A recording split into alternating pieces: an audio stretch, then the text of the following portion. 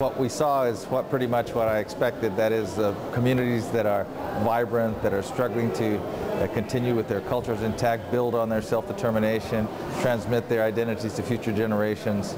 At the same time, I think what did surprise me a bit was the conditions, the really disadvantaged conditions that many indigenous people live in.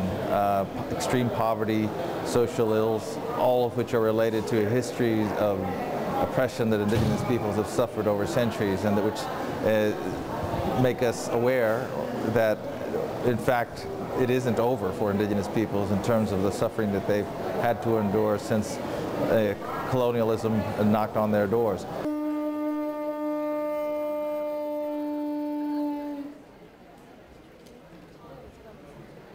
The statistics bear that out, that on many of the reservations at least, not necessarily all of them, but on many of them, yes, the conditions are akin to third world conditions. And what's more important, I think, is that the conditions are really in stark contrast with the conditions of the average American. And so there's a real gap there that needs to be addressed. And what we see is where indigenous peoples do recover control of our lands, they start to close this gap, this economic gap that we've seen and that the government itself has documented.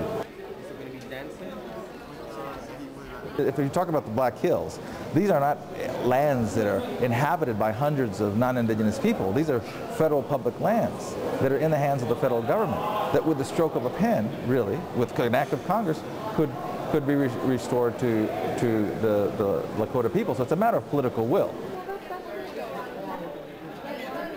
What I've suggested is not necessarily an outright return of the Black Hills as such, but perhaps other arrangements, a co-management of the area where Lakota people can reestablish their connections and have a say in how that area, how that sacred area is managed.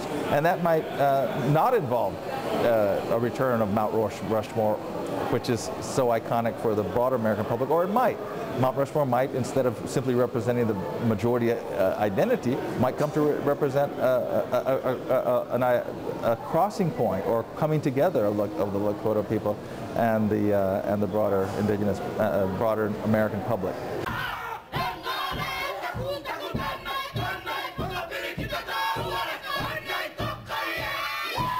Esta doctrina, que es una doctrina colonial, de la época colonial, la doctrina del descubrimiento, por supuesto ha tenido sus impactos en las vidas de los pueblos indígenas a través de la historia, porque ha sido un fundamento para la negación de sus derechos o la falta de reconocimiento de su existencia en sus territorios.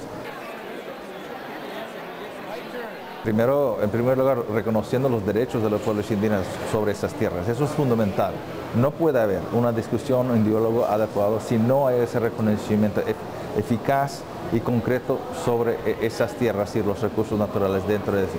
Con base en eso, entonces, se puede construir procesos de diálogo para explorar cuáles podrían ser las posibilidades de un desarrollo de esos recursos dentro de estos territorios.